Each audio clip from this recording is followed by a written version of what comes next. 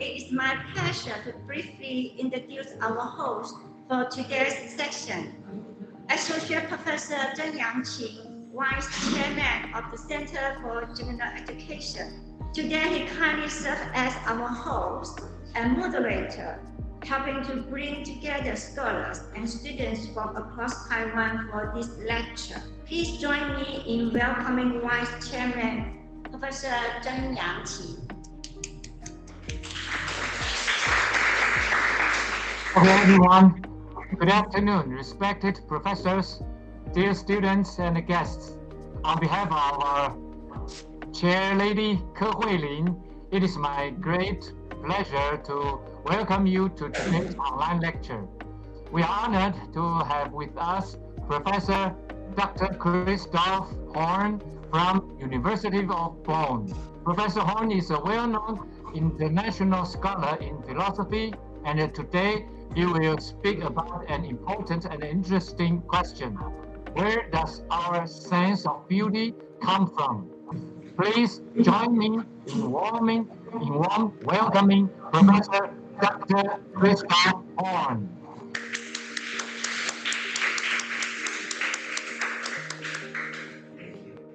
Dear Vice Dean, dear Professor Lowe, dear students and colleagues, thank you so much for these extremely kind words of introduction and welcome.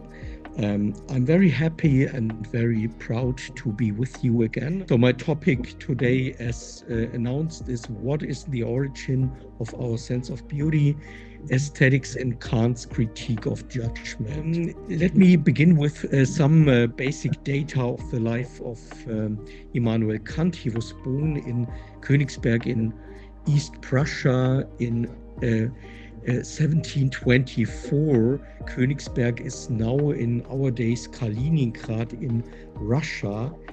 So the really crucial thing is this one here from 70. The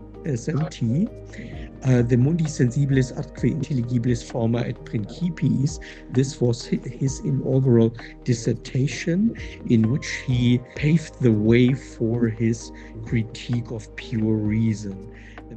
In 1788, the critique of practical reason, which is a crucial work of moral philosophy, and then the critique of judgment from 1790. And we will focus in this lecture here on the critique of judgment that enables someone to arrive at correct or appropriate assessments in a somewhat undefined or underdefined field.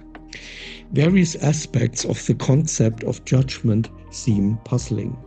Perhaps the most challenging question is this: what kind of ability is our power of judgment? As far as I can see, there are three fundamental options. It could be seen A, as a highly particular way of looking at the world. B, the power of judgment could also be interpreted as a widely possessed based on life experience and further developed in form of a condensate of practical wisdom. And finally, C, it might be interpreted as a widespread talent. It would then imply the possibility of training and improvement. I think it is quite obvious that Kant himself wavers between the interpretations B and C. What is the basis of our sense of beauty?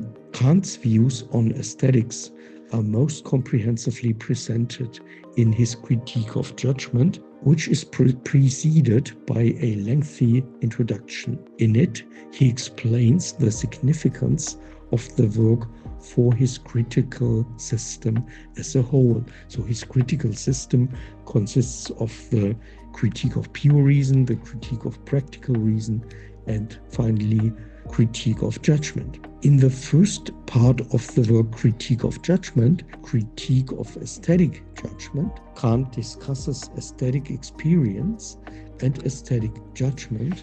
Judgments of the sublime, like judgments of the beautiful, are based on feelings, more precisely on pleasure or delight. They also resemble judgments of the beautiful in that they claim the universal validity of pleasure, a claim understood as a necessity.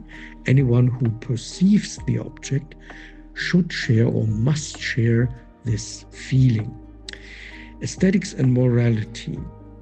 The connection between aesthetic judgment and moral sensibility is a recurring topic or theme in the critique of judgment. The idea that aesthetic judgment plays a role in justifying the possibility of morality for human beings is hinted at on a very general level in the introduction to the critique of judgment, where Kant describes the faculty of judgment as bridging the great divide between the concept of nature and that of freedom. So beauty, as he says, serves as a symbol of morality, since a judgment of beauty is legislative in itself rather than subject to a heteronomy of empirical laws.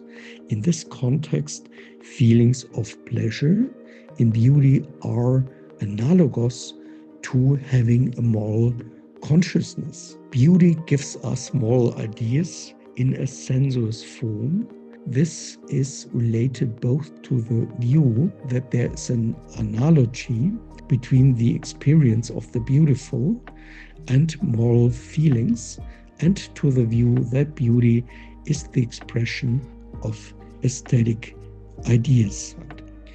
So thank you so much for your attention. This was my presentation. So thank you so much for your talk. Can we give Dr. Huang a big clap?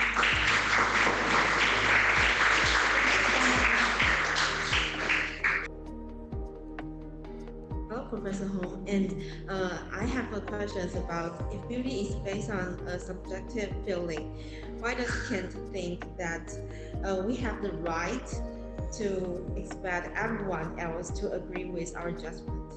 So Immanuel Kant mentions that the feeling of beauty is interested and does not depend on our desire for the object. But if I find a cake beautiful because looks delicious, or a cake or a car is beautiful because I want to own it, we can't say this is not true aesthetic judgment. How do we separate desire from beauty in our daily lives? Hello, my name is Hideki. I'm Japanese. I have a question. Actually, I find beauty in randomness. I don't think this is something that can be created by an individual. Professor, what do you think about randomness? What do you think of the implications of using generative AI to create beautiful images? I have a question. If I'm not mistaken, in one of your slides, it mentioned the unbelief in the possibility of training and improvement. So in everyday term, does Kant actually believe that person who has bad taste can practice and improve their sense of beauty, visiting more museums or listening to more music? If I may ask you to elaborate a little bit on the intersubjectivity, because appreciate the subjective nature of aesthetic appreciation and at the same time the universality of this experience. So would you please elaborate a little bit more on the intersubjective aspect of Kant's aesthetic judgment? So you have to, exactly. So, okay. Means most of them have been inspired by Plato. If you read about. Okay. Thank you, Professor Hall, for your clear and thought-provoking lecture. You have helped us better understand the modern Kant's idea about beauty, judgment, and connection between aesthetic and human experience. With that, we all conclude today's lecture. We wish you all a pleasant day. Thank you so much.